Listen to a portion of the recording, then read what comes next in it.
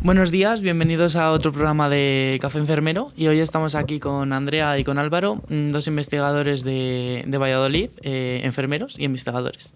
Buenos días. ¿Qué tal? Buenas tardes. Contándonos un poco qué hacen los enfermeros en investigación. Te cedo la palabra, Senior Coordinator. Sí. Pues la verdad es que yo siempre dije que el trabajo era... Porque siempre esta pregunta me la han hecho mucho mis amigos, ¿no? Porque no son del gremio, ni son relacionados, ni nada de eso. Y la verdad es que yo siempre digo que esto es muy abstracto y es muy obtuso y no sabes muy bien cómo explicarlo, no sabes muy bien cómo contarle a la gente qué es la burocracia dentro de los estudios de investigación, contarle a la gente de qué va el tema de la investigación en sí misma. Todo el mundo tenemos en nuestra mente que la investigación tiene una connotación positiva, pero realmente debajo hay un montón de trámites burocráticos y de protocolos y de circunstancias varias que es realmente difícil de explicar. Pero básicamente el eje central de nuestro trabajo es el paciente, ¿no? Al final es la clave.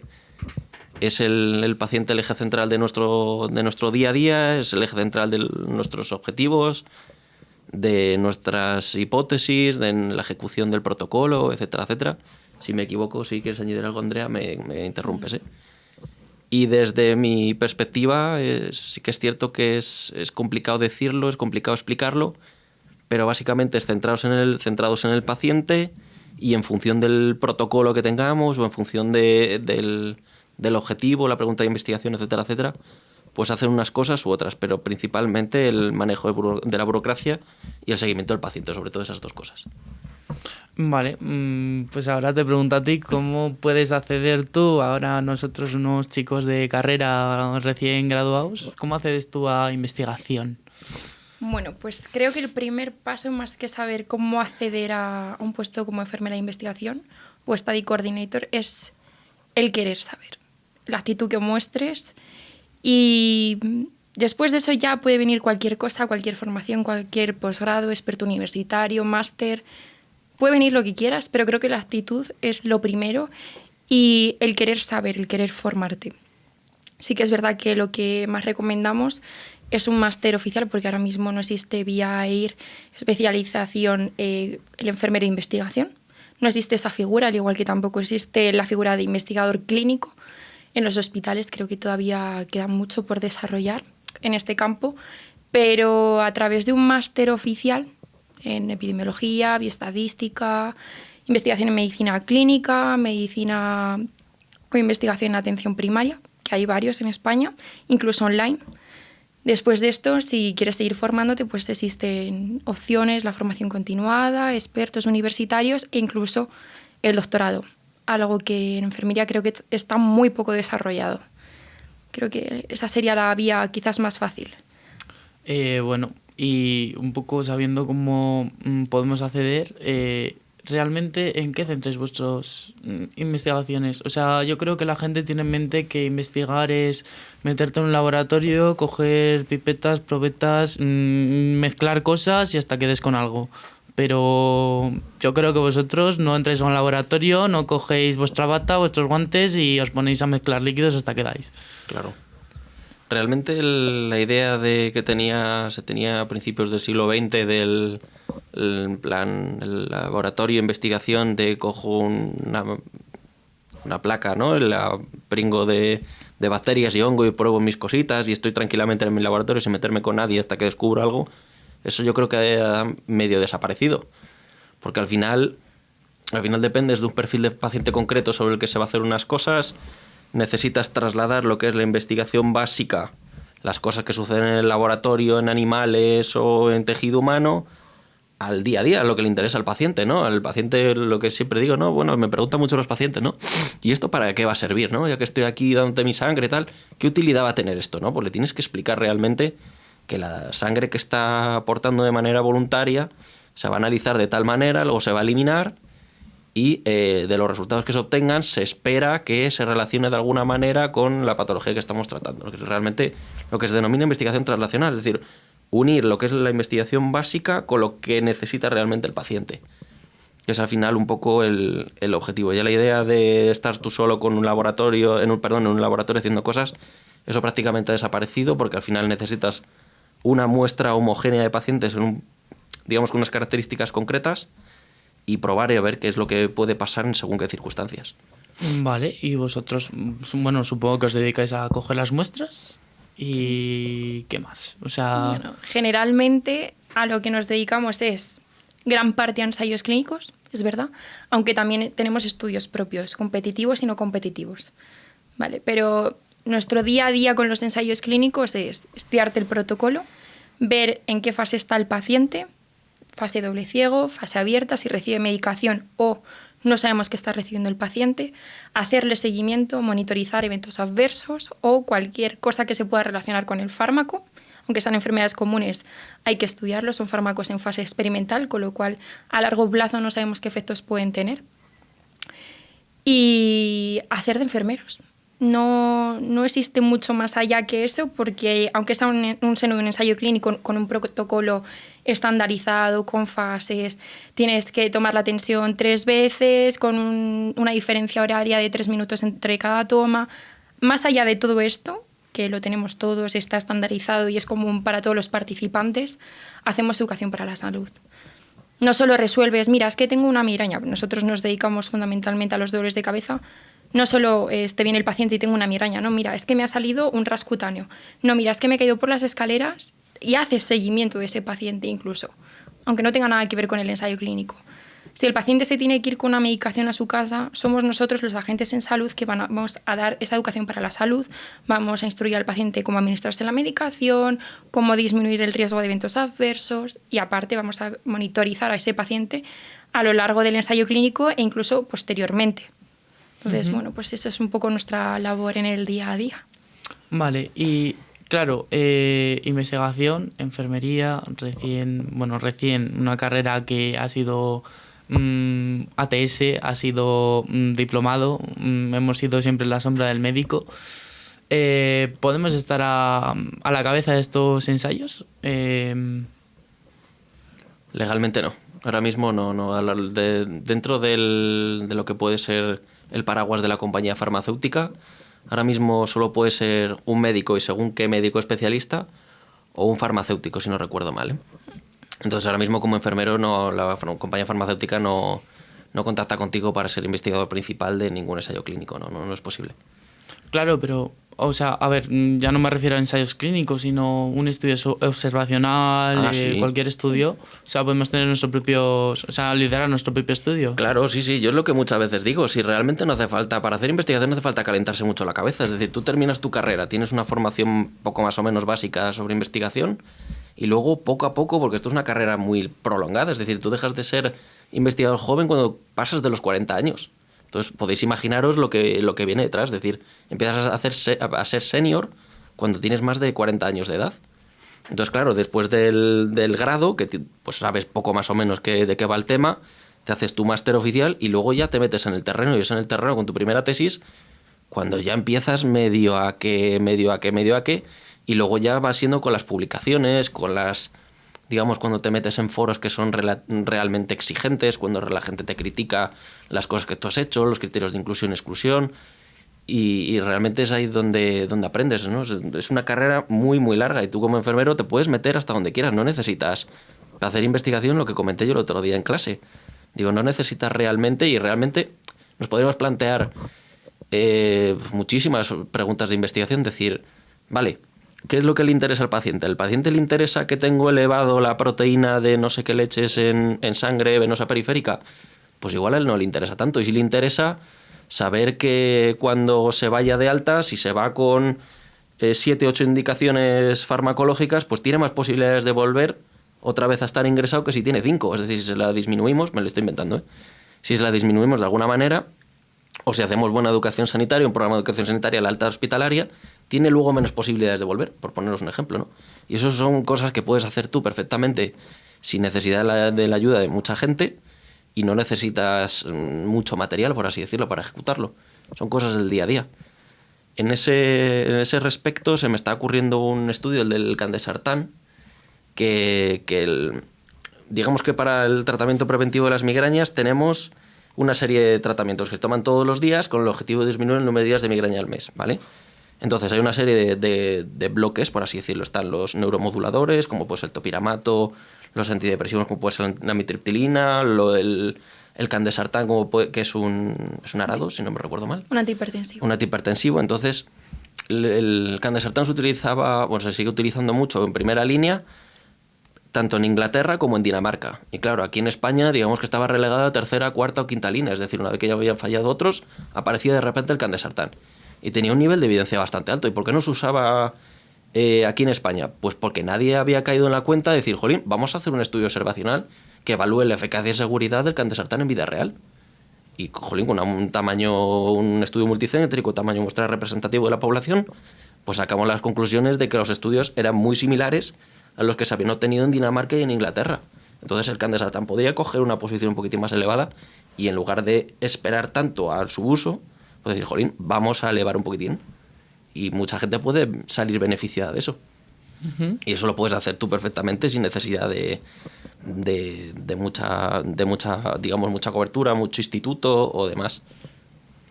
Y bueno, ya que has nombrado estudios, también os quería preguntar a qué os dedicáis, o sea, qué estudios tenéis ahora entre manos, qué sois estudiar. Pues solemos estudiar sobre todo aquello que está relacionado con los dolores de cabeza y migraña, sobre todo migrañosos, migraña crónica, migraña episódica. Y como os ha comentado Álvaro, teníamos el estudio del candesartán. También estamos haciendo estudios relacionados con anticuerpos monoclonales. De hecho, mi TFM, mi trabajo fin de máster, fue sobre variables predictivas de mejor o peor respuesta en pacientes que suspendían el tratamiento con anticuerpos monoclonales. Y que además este anticuerpo monoclonal había sido efectivo. ¿Qué variables se pueden correlacionar con que el paciente a los 3 meses se encuentre peor, aumente sus días de dolor de cabeza o de migraña?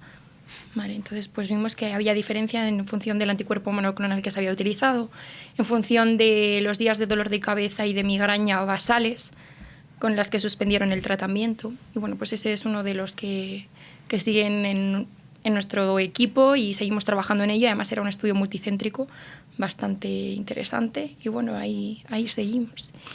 Claro, pero vosotros no cogéis solo estudios a nivel nacional ni a nivel regional, sino que estáis a nivel europeo también, ¿no? ¿Nos comentasteis en clase? Tenemos financiación europea. Ah, bueno, claro, los estudios de fondo son... Financiación medicina personalizada de precisión, sí que tenemos financiación europea, pero es un estudio multicéntrico que se está ejecutando a nivel nacional. Claro, eso es. Aunque los fondos vengan de la Unión Europea, la ejecución es a nivel nacional. Uh-huh. Es un estudio nacional, sí, pero bueno.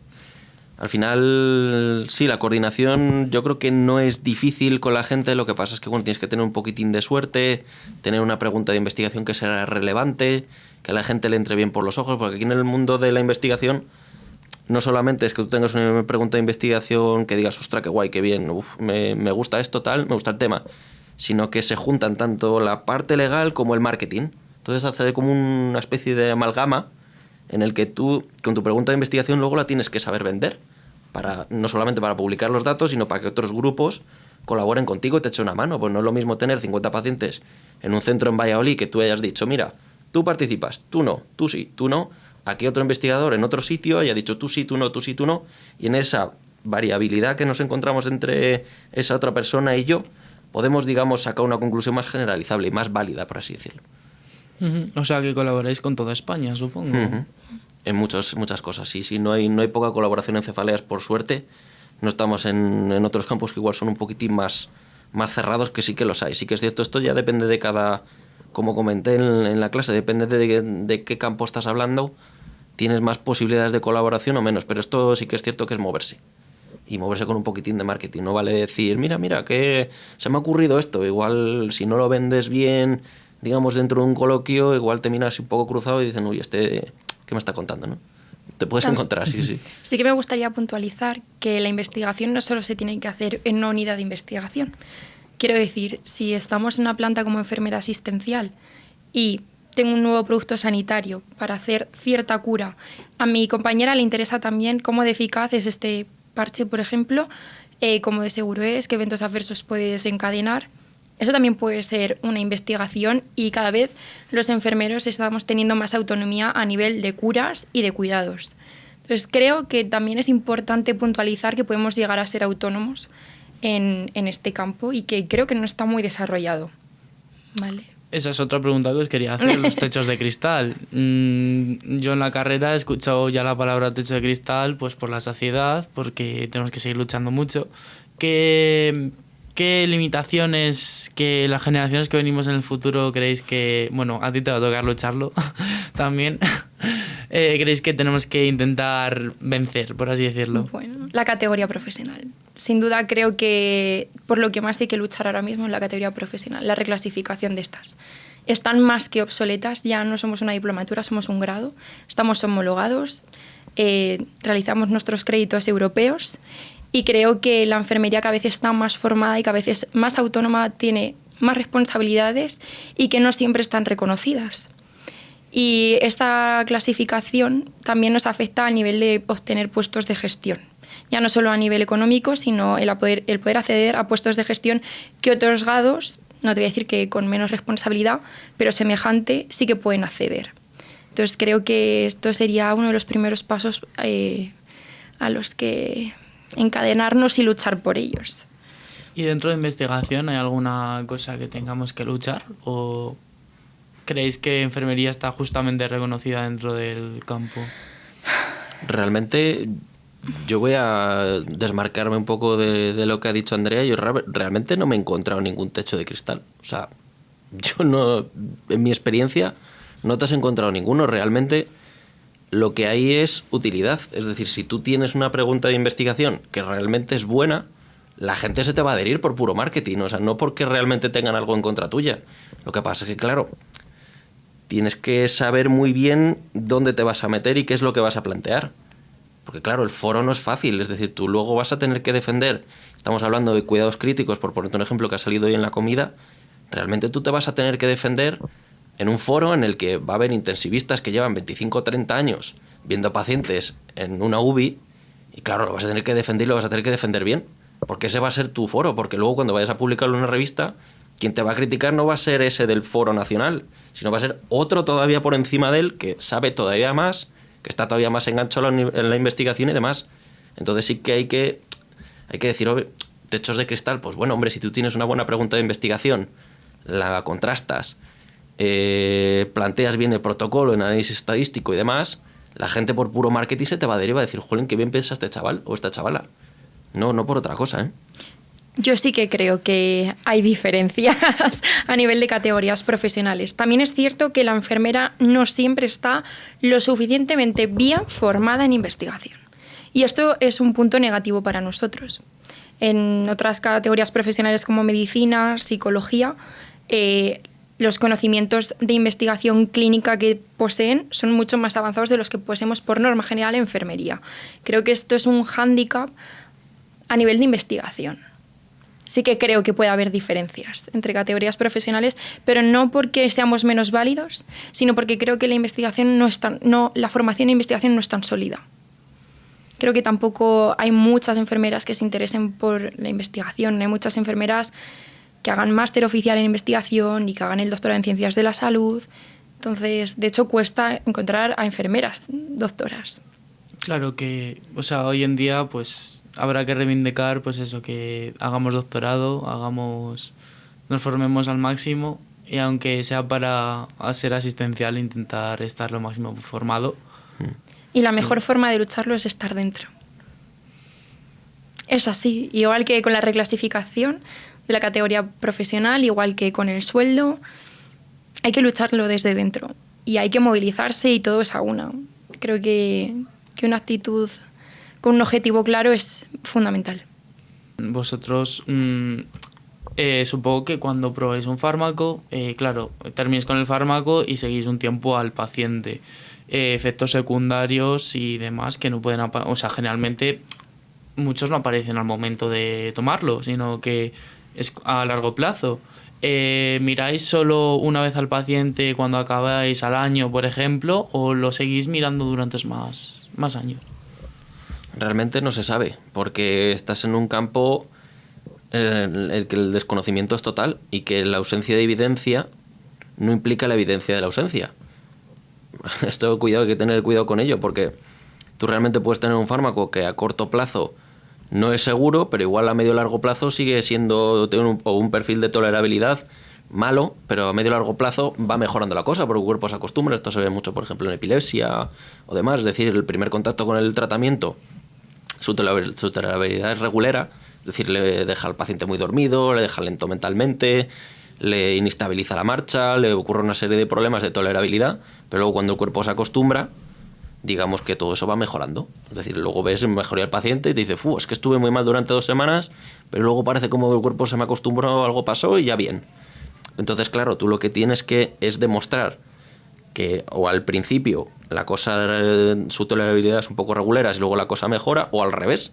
Al principio puede ser la tolerabilidad muy buena, pero luego se pueden acumular elementos de ciertas toxinas en el cuerpo y empezar los problemas de tolerabilidad.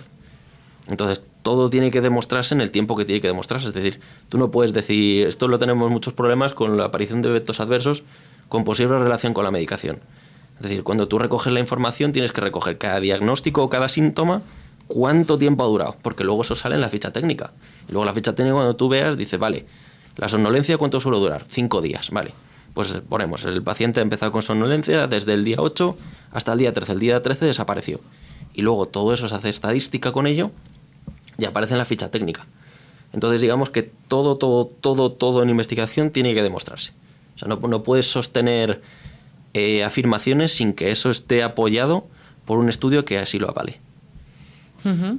Generalmente sí que hacemos seguimiento de los pacientes después de finalizar el ensayo clínico. Por ejemplo, si el paciente o la paciente se queda embarazada, hay que reportarlo porque además puede ser una exposición accidental y son fármacos en estudio, con lo cual no sabemos qué efecto puede tener, por ejemplo, en embarazadas. Con lo cual sí que hacemos un seguimiento estrecho de los pacientes a pesar de que hayan terminado el ensayo clínico. O sea que, bueno, primaria, vamos a decir, hospitalización, cualquier parte asistencial, os puede remitir pacientes que hayan estado en vuestras manos, por así decirlo, en un estudio, cuando crean que es o sea, su patología puede provenir de ese ensayo clínico o pueda interferir, sí. Realmente no se suelta al paciente. Realmente una vez que el paciente participe, realmente la participación en un ensayo clínico como es una opción terapéutica más. O sea, no tiene más que eso. Es decir, es un camino que se inicia, que tiene un principio y un final, y luego vuelve otra vez a la consulta habitual, se le vuelve a hacer el seguimiento. Entonces, realmente no se pierde el seguimiento del paciente, primero por ética y segundo por lógica, porque realmente no sabes qué es lo que puede estar pasando ahí porque realmente no hay evidencia que lo sostenga. Entonces tú puedes ser el primero que diga, uy madre, esto, o por ejemplo, yo que sé, me lo invento, ha empezado a consumir zumo de pomelo, por ponerte un ejemplo, y se han elevado las enzimas hepáticas. Ostras, ¿realmente este paciente o este fármaco tiene algún carácter hepático o tiene algún problema a través del hígado o demás? Y luego cuando has metido o ha consumido 1 gramo de paracetamol, 1 gramo de paracetamol, 1 gramo de paracetamol durante 3 días, se le han elevado las enzimas hepáticas. Dices, ¿este fármaco toca el hígado y esa exposición después del ensayo clínico ha elevado las enzimas hepáticas? Pues eso lo sabes con el seguimiento y eso no se suspende, por supuesto, en ningún paciente. Uh-huh. O sea que básicamente cualquiera que se exponga a vuestras manos, incluso la de cualquier enfermo investigador, está en buenas manos. Y va a tener un seguimiento estrecho, por supuesto. Y siempre tiene nuestro contacto para recurrir a nosotros o si nos tiene que notificar cualquier cosa. Y esa es otra pregunta que os iba a hacer. O sea, generalmente el seguimiento pues ya no va por primaria. O sea, cualquier incidencia que tenga de manera habitual va a vosotros o va a su médico de cabecera. Depende. Por ejemplo, si estamos en un fin de semana, se ha caído y se ha hecho una fractura de fémur, no va a recurrir a nosotros, ¿vale? Siempre va a tener la asistencia en atención primaria y hospitalaria. Nosotros somos un complemento más, sobre todo para hacer un seguimiento estrecho de ese paciente a nivel de ensayo clínico y todo lo que se pueda relacionar con ello, ¿vale? Se anota en su historia clínica absolutamente todo y si hace falta hacer educación para la salud, soy enfermera de investigación, pero también soy enfermera. Entonces no dejo de apoyar a ese paciente porque no tenga nada que ver con el ensayo clínico o su patología. Sí, pero me refería, obviamente, si se cae y se hace una fractura de fémur va a ir hospitalaria. Pero yo qué sé, por ejemplo, estamos con la migraña tal y empieza con sangrados frecuentes de nariz o cualquier cosa, ¿acude a vosotros o acude a su médico especialista? Primero acudiría, si es necesario, el servicio de urgencias, si no, a su médico de atención primaria, y aparte, independientemente de a quién acuda, nosotros lo vamos a reportar, porque habría que estudiar si puede estar relacionado o no con el fármaco de estudio. O sea, acude a su médico, y después en vuestra próxima visita dice, pues mira, pues este día, o sea, este mes o tal, empezó a sangrarme. Las visitas normalmente se hacen o cada 2 semanas o cada mes, mínimo. Con lo cual, es difícil que se nos pase algo. Normalmente se reporta cerca de la fecha en la que se empezó con el evento adverso. Uh-huh. ¿Vale? Entonces siempre se va a estudiar cualquier cosa que le pueda pasar al paciente por si pudiera tener relación con el fármaco en estudio. Claro, hablamos dentro del paraguas del ensayo clínico, ¿no? Lo que se denomina, o que denomina nuestro jefe, la caja de seguridad. Es decir, está dentro de un paraguas de vigilancia y dentro de ese paraguas de vigilancia es importante una evaluación minuciosa. Entonces, una cosa que puede suceder es lo que se denomina la rotura del ciego. Es decir, lo que tú cuentas. Tú imagínate que estás dentro de un ensayo clínico, fase doble ciego, con un anticoagulante, por ejemplo, para el tema de ictus, y de repente el paciente se ha caído y empieza a sangrar. De cara a hacer una intervención terapéutica correcta, habría que romper el ciego de ese paciente. Pues no sabes si está siendo anticoagulado o no, y si te puedes pasar o no te puedes pasar, te puedes quedar corto o no, con, digamos, la indicación para evitar ese sangrado. Por ponerte un ejemplo, ¿no? Eso se rompe el ciego, se dice, vale, pues está recibiendo tanta dosis de tratamiento, está recibiendo un placebo, está sangrando por lo que sea. Es verdad que si, por ejemplo, ese paciente tiene que quedarse ingresado o pasar la noche en urgencias, se considera un evento adverso serio y habría que reportarlo en menos de 24 horas. Por eso decimos que es muy importante el seguimiento estrecho de los pacientes, porque ya sea fin de semana, vacaciones o cualquier día del año, ese paciente nos tiene que reportar que puede estar sufriendo un evento adverso serio y habría que reportarlo en menos de 24 horas. Aunque el paciente acuda a su servicio de urgencias de atención primaria con quien corresponda. Uh-huh. Bueno, pues muy interesante hablar de investigación en enfermería. Yo creo que nos queda más claro todo lo que es. Y nada, pues un placer haberos tenido en Café Enfermero. Muchas gracias por Perfecto, contar con gracias. nosotros.